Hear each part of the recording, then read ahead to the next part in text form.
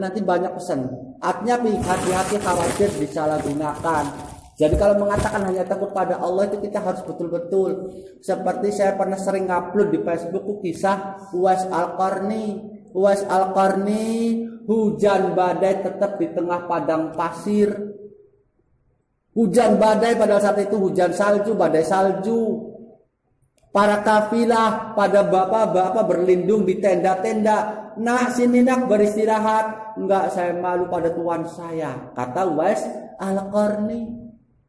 Kalau saya di tempat-tempat yang enak, saya malu pada Tuhan saya, biarkan saya di sini. Dibujuk suruh berlindung, gak mau, tetap di tengah padang pasir dalam hantaman badai salju. Nyata hukum syariat berkata, esoknya ditemukan Uwais Al-Qarni meninggal dunia. Inna lillah.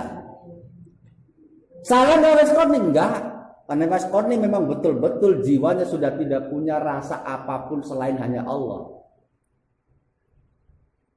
Kalau kita masih doyan mangan, sedina-dina eling karo Gusti Allah kehitung. Wong salat bae kadang-kadang kalau kelasnya kita tuh salat itu bisa untuk mencari hal-hal yang hilang. Buktikan saja. Salatnya kita tuh bisa untuk mencari barang-barang yang hilang. Betul enggak?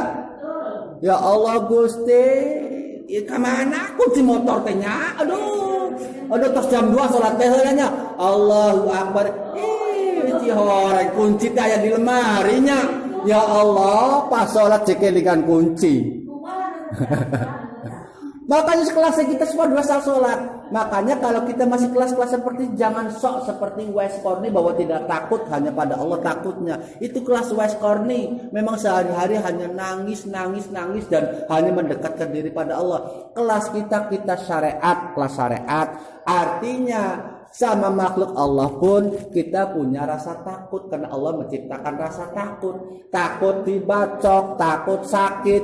Apa salah enggak? Enggak, selama kita masih punya keyakinan takut yang lebih tinggi pada Allah. Barang kita takut pada Allahnya kurang, lebih takut pada penyakitnya, ya salah juga. Betul enggak? Kadang kita lebih takut pada virusnya, jadi melebihi. Kemudian nggak ada rasa takut pada Allahnya, kurang rasa takut pada Allahnya, hanya dicangkem. Itu juga ya salah. Juga salah juga kalau mengatakan tidak takut sama virus, salah, itu sombong. Kelas inti siapa? Bukan Uwais Al-Qarni, bukan waliullah. Mohon maaf kalau waliullah para kiai sakit itu nggak mau berobat, mana menikmati rasa sakit. Barang ente baru masuk angin sedikit dirawat 3 hari 3 malam. Betul nggak? Nah, sampean baru masuk angin pengennya langsung dibawa ke mitra. Kalau kelasnya para wali sih sakit malah dinikmati. Betul enggak? Karena betul-betul rasa hanya pada Allah. Kalau kelasnya kita orang-orang syariat, ya cari sababiyah. Ada virus, jangan nekat, ikuti instruksi ahli medis. Kembali lagi. Fatwa yang ketiga dari MUI yang ini yang banyak dipelintir ya. Fatwa ketiga tadi sudah dikatakan bahwa di tempat di mana sudah tidak terkendali virusnya maka wajib atau melarang adanya Jumatan. Kemudian yang perlu diingat lagi seperti yang saya katakan tadi, kewajiban dalam masalah ini bertanggung jawab 3 orang, medis, ulama, pemerintah. Pemerintah harus mengambil langkah-langkah antisipasi otomatis atas dasar kajian medis. Sebab dari hasil penelitian medis tidak boleh ada hal-hal seperti itu.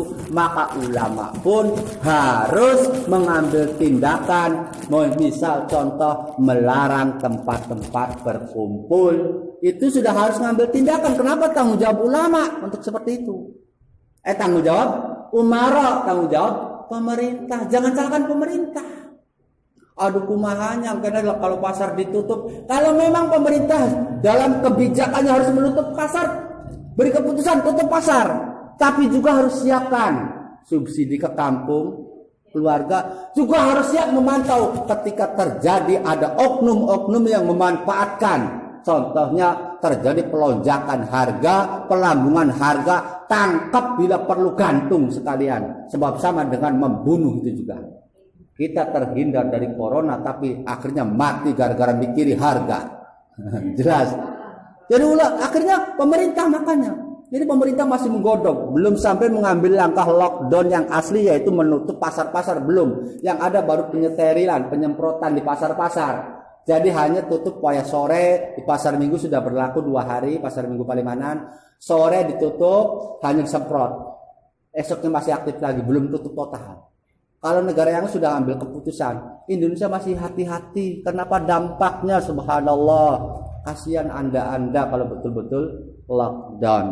Jelas nggak? Balik lagi, kita jangan gegabah menghadapi virus yang seperti ini. Tetap tenang, insya Allah di wilayah-wilayah Cirebon yang kampungan, kalau kota wallahu alam karena sangat rentannya.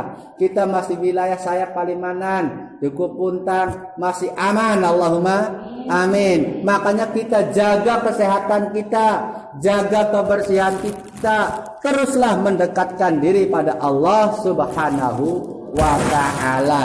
Makanya seandainya pun kita mengadakan kumpulan-kumpulan doa bersama karena kita merasa di tempat kita masih aman, ini tidak bertentangan dengan fatwa MUI.